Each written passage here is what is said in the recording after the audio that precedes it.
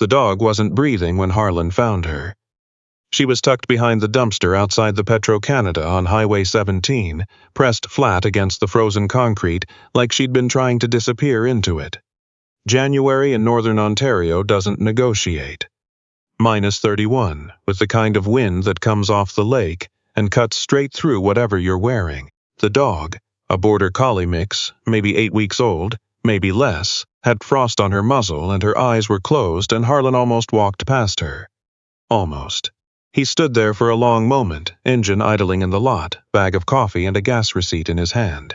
He'd driven this stretch of highway 3 times a week for the past 4 years. He knew every pothole, every broken guardrail, every dead stretch of scrub pine between here and his property.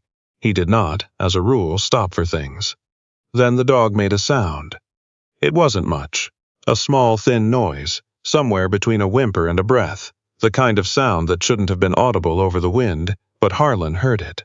And that was the beginning of everything. Harlan Voss was 61 years old, and he had spent the better part of 4 decades learning how not to feel things.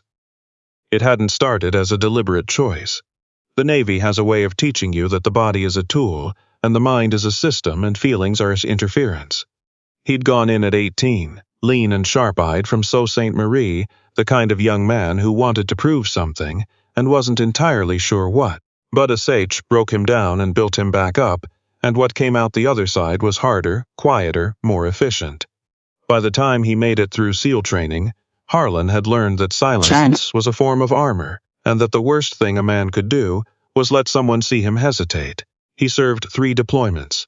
He did not talk about them. He came home, eventually, the way men like him come home, carrying things you can't put in a kit bag, sleeping light, waking at noises that weren't there.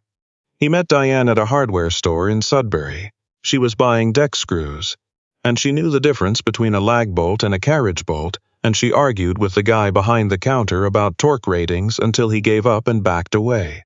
Harlan watched the whole thing from the next aisle and decided she was the most interesting person he'd encountered since leaving the service. They married 18 months later. She was a physiotherapist. She had a laugh that started quiet and built like a wave.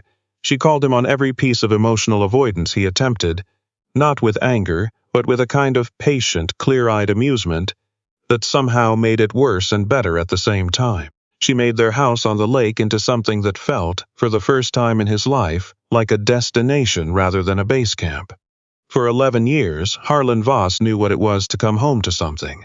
Then, 4 years ago, an icy road on a February morning, a transport truck that crossed the center line.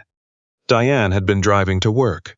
Harlan buried her in March, when the ground was soft enough, and after the last of the casseroles from the neighbors stopped coming, and the phone calls slowed, and the people who loved her drifted back into their own lives the way people do. He was left alone in a house on a frozen lake, with nothing but the sound of the wind in the pines and the particular silence that exists where a person used to be. He kept the house. He didn't know why, exactly. Maybe because leaving felt like a second loss he wasn't ready to absorb. He chopped his own wood. He drove into town twice a week. He was, by any external measure, functioning. He ate. He slept after a fashion. He did not cry because he'd trained that out of himself 30 years ago and could not find the way back in. He did not get a dog. Diane had always wanted one, a big one, something with fur enough to get into everything, and they'd talked about it in the vague way couples talk about things they keep meaning to do. After she died, the idea of getting a dog felt like a gesture so hollow it would have been offensive to her memory. He was not a person who needed company. That's what he told himself anyway. On the night before everything changed, the dog fit in his jacket pocket. He didn't have a carrier. He didn't have a blanket small enough. He unzipped his Carhartt and pressed her against his chest, and held her there with one arm while he drove. Her body so cold it felt like holding a stone. He didn't have a plan. The vet clinic in Elliott Lake didn't open until 8 in the morning, and it was just past 11 at night, and the animal emergency hospital was a 90-minute drive south, on roads that were already glazing over with freezing rain. He drove south anyway. She started breathing more steadily somewhere around the 40-minute mark. He could feel it against his ribs. The slight rise and fall, irregular at first, then slowly deepening. He didn't look down. He kept his eyes on the road and his hand on the wheel and his other arm pressed gently against his jacket, and he talked to her. He wasn't sure when he started doing that. It just happened the way some things do, quietly and without announcement. "You're all right," he said. "You're going to be all right." He said it more than once. The vet's name was Dr. Amara Solis. She was 20 minutes away from the end of a 12-hour shift when Harlan walked in with a half-frozen puppy inside his coat, and she did not waste time asking questions. She took the dog and disappeared behind a swinging door, and Harlan sat down in a plastic chair under fluorescent lights and waited. He was not good at waiting. He'd learned patience in the field, the stillness of a man who can hold a position for hours without moving, but this was a different kind of waiting. The kind that has nothing to do with discipline. Dr. Solis came back 40 minutes later. "She's hypothermic and dehydrated," she said. "Probably been outside a few hours. She's small enough that another hour might have been the end of it." She paused. "You found her when you did?" "I almost didn't stop," Harlan said. Dr. Solis looked at him for a moment. "But you did." He drove home at 2 in the morning without the dog. She needed to stay for observation, and he sat at the kitchen table with a cup of tea he didn't drink, and stared at the wall and thought about the way something that small could make a noise that cut through wind that loud. He went back the next morning. She was a Border Collie mix, mostly, with possibly some Shepherd in the ears, which stood at different angles and gave her a permanent expressions of slightly startled inquiry. She was black and white with a brown patch over one eye and paws that were at least 2 sizes too large for her body, the kind of paws that promise a great deal of future dog. Harlan named her Cricket. He wasn't sure why. It came out of his mouth when the vet tech asked what to put on the intake form, and he didn't argue with it. The first week, Cricket lived in a cardboard box near the wood stove and slept 18 hours a day, and woke up every 2 to 3 hours in the night with a thin, persistent cry that Harlan could hear from the bedroom. He got up every time. He was not a man who slept deeply to begin with. He'd eat a little bit of the formula the vet had sent him home with, and he'd sit in the armchair next to the box. And Cricket would eat, and then look up at him with those mismatched ears, angled in opposite directions. And Harlan would look back, and neither of them would say anything, which suited them both. By the second week, she was sleeping through more of the night and spending her waking hours in a state of intense, focused investigation of every inch of floor space she could reach. Border Collies, even very small ones, approach the world like it's a problem that requires solving. She found the gap behind the refrigerator. She found the loose thread on the rug in the hallway. She found Diane's old gardening gloves on the bottom shelf of the mudroom and dragged them into the kitchen with such evident satisfaction that Harlan had to sit down. He put the gloves back, gently, after a moment. Then he picked her up and carried her to the couch, which he had not intended to let her on. And they sat there together, while the wind pushed against the windows and the fire settled into coals. "Diane would have liked you," he said. It was the first time he'd said her name out loud in months.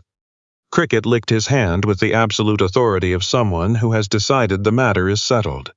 The problem, the one Harlan didn't see coming, was not that Cricket was difficult.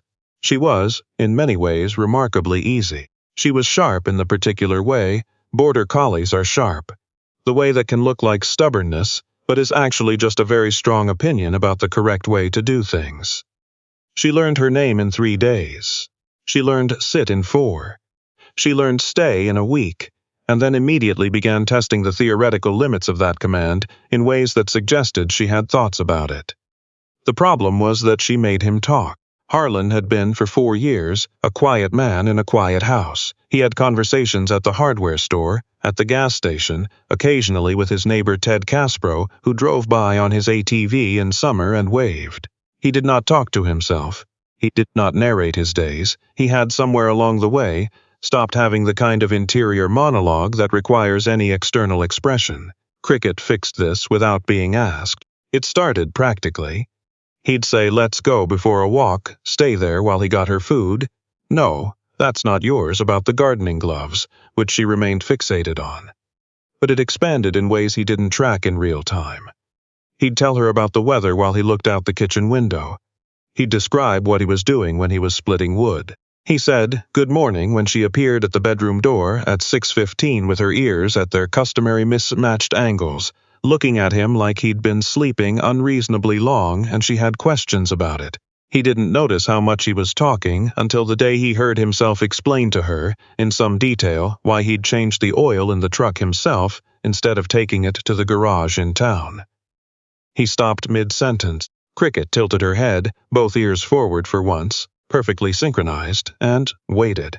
"I'm talking to a dog," Harlan said. Cricket sat down, as though this was the appropriate response to that observation. Harlan went back to explaining about the truck. There was a man down the road named Frank Bellamy. Frank was 73, a retired schoolteacher who'd moved up from Toronto after his wife passed and spent the first several years of his retirement trying to learn to split wood without removing any part of himself, a project in which he'd achieved moderate success. He and Harlan had the comfortable, low-maintenance friendship of two men who lived in proximity and respected each other's silences. They waved, they helped each other out in the practical ways. Jumper cables, an extra bag of ice melt, the occasional evening on the porch when the summer was long. Frank was having a hard winter. Harlan knew this the way you know things about people you don't ask directly. You pay attention to the state of the driveway, whether the lights come on, how long it takes them to answer when you knock. Frank's back had gone out in November, badly enough that he couldn't reliably get to town, and his daughter in Mississauga was worried enough to call Harlan twice, which Frank did not know about and would not have approved of. Harlan had been picking up Frank's groceries on his town runs since December. He didn't make a production of it. He'd knock, hand over the bag, say no trouble, before Frank could offer to pay, and leave. The first time he brought Cricket, it was an accident. She'd gotten into the truck before he'd thought to leave her, and by the time he realized it, they were already at the end of the driveway. Frank opened the door and looked down, and his face did something Harlan hadn't seen it do in a long time.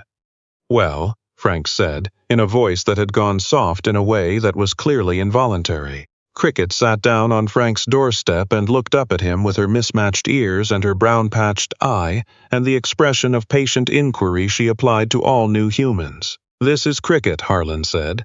"Hello, Cricket," Frank said. He stepped back and held the door open, and Cricket walked in like she lived there. Frank looked at Harlan. Harlan shrugged. They both went in. Frank's kitchen was warm and smelled like the oatmeal he'd clearly had for breakfast.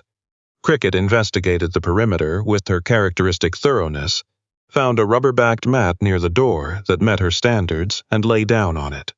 Frank lowered himself into his usual chair, with the carefulness of a man whose back was improving, but not yet fully reliable. Harlan put the kettle on because it seemed like the thing to do. They sat there for 45 minutes, the three of them. Frank talked about his daughter's new job and the book he was reading about the First World War and whether the winter would break early this year or drag into April. Cricket shifted her position twice and at one point put her head on Frank's foot, which Frank accepted without comment, but which Harlan noticed made the older man sit a little straighter, as though something had been adjusted in him. Walking back to the truck afterward, Harlan looked back at Frank's window. Frank was still at the table watching Cricket, who had stationed herself at the glass and was watching them leave. Frank was smiling. Harlan drove home slowly. He wasn't sure what he was thinking, exactly, but there was something sitting in his chest that hadn't been there in a long time, and it took him the full drive home to identify it. It was the particular satisfaction of having been useful in a way that mattered. April came. The ice on the lake broke on a Wednesday morning, with a sound like distant artillery, which Harlan had always found privately comforting, in the way that familiar things are comforting even when they're not technically comfortable. Cricket stood at the end of the dock and barked at it with great conviction, as though the lake were doing something that required supervision. He'd started walking her along the shore in the mornings, not short walks, long ones, an hour or more, the kind that covered the whole North Shore and came back through the stand of white pine on the eastern edge of his property. He'd done this for his own reasons initially, the physical routine of it, the way movement helped. But Cricket made the walks into something else. She worked. There was no other word for it. She tracked things, cataloged the overnight history of small animals in the underbrush, checked in with Harlan every 30 to 40 meters with the systematic diligence of a sentry rotation. One morning in late April, they came around the bend in the trail and found a boy sitting on a rock at the water's edge. Maybe 12 years old, knees pulled up to his chest. He wasn't fishing. He wasn't doing anything. He was just sitting there looking at the lake with an expression that Harlan recognized immediately. Cricket went directly to him without being directed. The boy looked down, startled. Cricket sat next to him and did not look away. "She yours?" the boy asked. "Yes," Harlan said. He came to stand a few feet off, hands in his jacket pockets, close enough but not intrusive. "What's her name?" "Cricket." The boy looked at the dog for a long time. "Why Cricket?" "Honestly, I don't know," Harlan said. It came out and seemed to fit. Something about that seemed to relax the bus slightly. He reached out one hand and Cricket pressed her muzzle against his palm with the unhesitating directness she applied to most things. "My grandpa died last week," the boy said. He said it the way kids sometimes do, flatly, testing the words to see what they feel like out loud. Harlan sat down on a nearby rock, not close, not imposing, just present. "I'm sorry," he said. "He had a dog," the boy said, "a yellow lab. She died 2 years ago and he never got another one. Mom said he talked about that dog every day until he died." He paused. "I used to think that was sad. Like, why would you do that? Why would you talk about something that made you sad?" Cricket had moved closer. Her head was pressed against the boy's knee, and his hand was moving slowly through her fur without him seeming to notice he was doing it. "Maybe it didn't make him sad exactly," Harlan said. "Maybe it was just how he kept something close to him." The boy was quiet for a while. The lake moved. The light was the soft April light that comes when the sun is still low, but the air is finally beginning to warm. "I think about my grandpa like that now," the boy said finally. "Like I don't want to stop because stopping seems worse." "Yeah," Harlan said. "I know that feeling." They sat there for a while, the three of them, the man and the boy and the dog, with the lake settling into its spring rhythms around them and no particular reason to move. Eventually the boy stood up. "I should get back." "Okay," Harlan said. The boy looked down at Cricket one more time. "She's really good," he said. "I know," Harlan said. "She is." He watched the boy walk back up the trail through the trees, and when he'd disappeared from view, Harlan stayed sitting on the rock for a while longer, not for any practical reason. Cricket came back and sat next to him and looked out at the lake. "Good girl," he told her. She already knew, but she accepted it graciously. There was a Friday evening in May when Frank Bellamy came down the road on foot for the first time since November, walking carefully but without his cane, and knocked on Harlan's door. "His back is better," was Harlan's first thought. "Back's getting there," Frank said, as though this confirmed it. "Thought I might walk. Thought I might see the dog." They sat on the porch. Frank had brought a small tin of shortbread his daughter had sent, which he set on the railing between them, and Harlan made coffee, and Cricket moved between them in a slow orbit, accepting attention from each in turn with the methodical fairness of a professional. "I've been thinking," Frank said after a while, "about how this winter went." "It went," Harlan agreed, "badly, for me." Frank said it simply, without drama. "November to March. That's the stretch, right? That's when you think too much." He watched Cricket for a moment. "She helped coming with you on those runs. Even just for 20 minutes. Harlan looked at his coffee. "I didn't do much. You showed up," Frank said. "That's a lot." He paused. "Diane used to say that, you know. She told Sandra, my wife, when she was still with us, she said the most underrated thing a person can do is just keep showing up. Not fix things, just be there." Harlan was quiet. "I've been thinking about that," Frank said. Thinking that maybe she was onto something. The evening light was coming long and golden across the lake, turning the water the color of old copper. Cricket had settled between them, her chin on the edge of the porch deck, watching something in the tree line that only she could see. "She was," Harlan said. "Onto something. Yeah." It was the most he'd said about Diane to anyone in 4 years. He noticed that. He noticed that it felt against his expectation, less like an opening of a wound and more like a door that had been shut too long, finally catching a breath of air. Frank nodded as though this were sufficient, which it was. It was a Sunday in June when Harlan understood what Cricket had done.